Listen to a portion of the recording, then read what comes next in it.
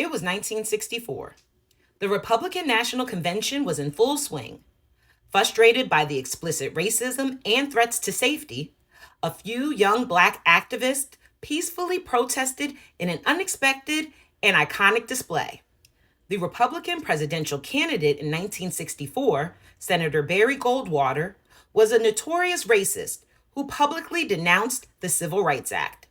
Goldwater's politics were so extreme that MLK compared him to Hitler.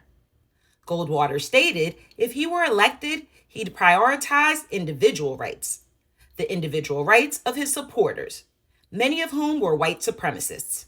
With Goldwater on the ballot, racial tensions ran high. Black civil rights activists in San Francisco decided to raise the stakes. Donning KKK hoods and holding signs reading Grand Imperial Wizards for Goldwater, they showed up at the Republican National Convention. This archival photo from the Library of Congress shows their protest. A similar image was published in the 1964 July issue of Jet magazine. Besides these photos, there is little information about this protest.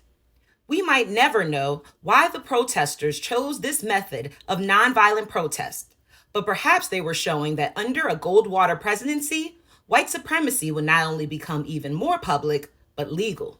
The evidence of centuries of nonviolent protest by our ancestors has been lost, hidden, or intentionally left undocumented so that we wouldn't have these examples for inspiration.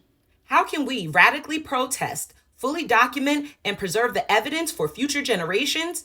We cannot allow our stories to be erased. We all know schools aren't teaching Black history correctly. That's why PushBlack is so important. Will you support truthful, accurate, empowering Black history content with a donation? Click the link in our bio to donate now.